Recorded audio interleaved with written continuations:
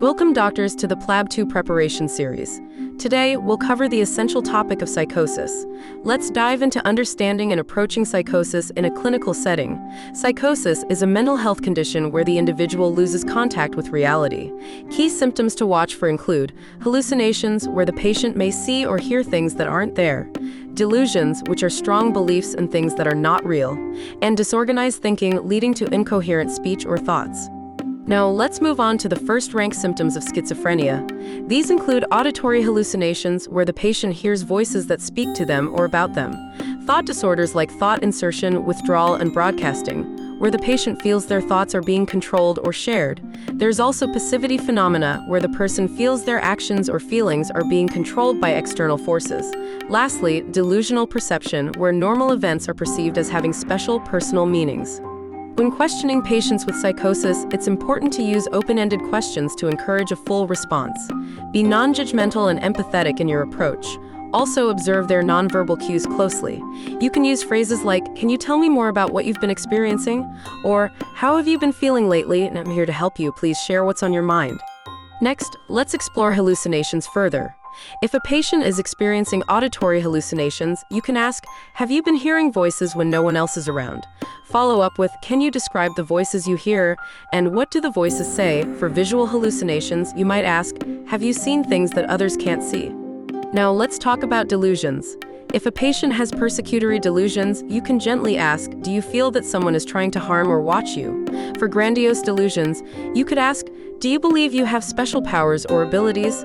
In cases of thought disorders, try asking, "Do you feel others can read your thoughts?"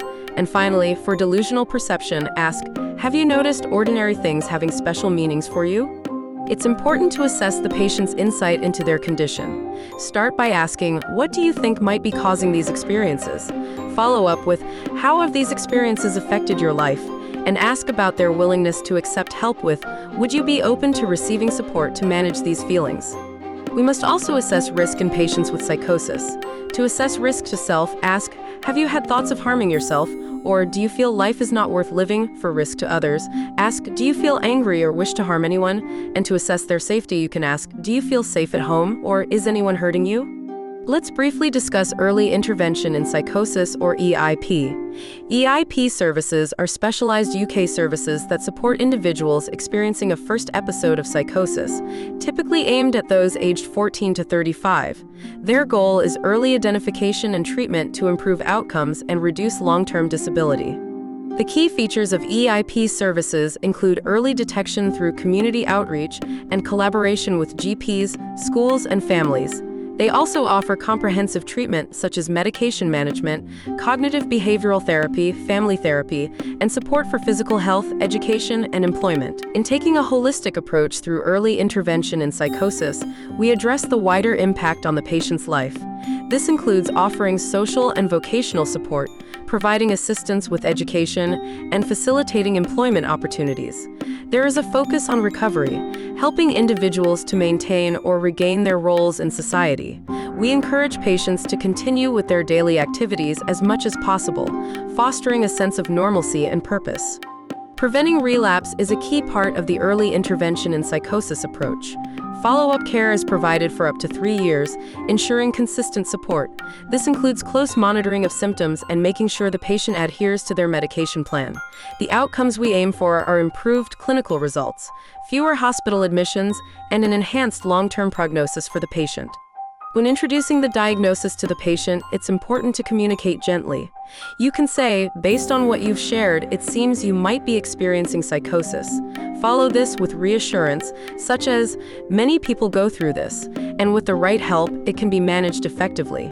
Emphasize the manageability of the condition by explaining, "There are treatments and support services that can help you feel better." Finally, offer support by saying, "We can work together to create a plan that supports your recovery." In terms of the management plan, we need to take immediate action. First, arrange a specialist mental health assessment and promptly refer the patient to early intervention in psychosis services.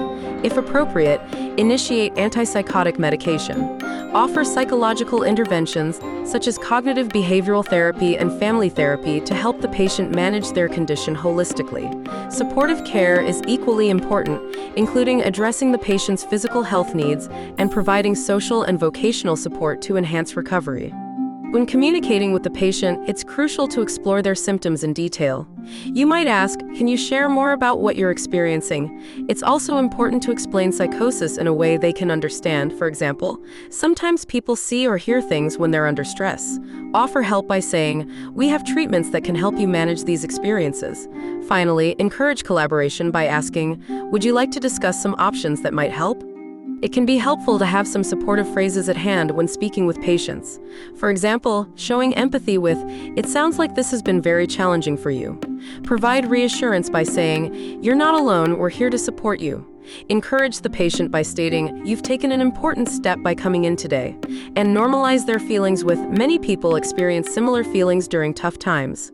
When working with patients from different cultural backgrounds, it's essential to be mindful of how cultural beliefs may influence the way they interpret their symptoms.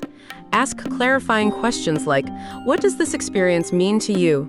This helps ensure that their symptoms are not being misinterpreted as part of a cultural practice. As we conclude, remember the importance of ongoing support for the patient.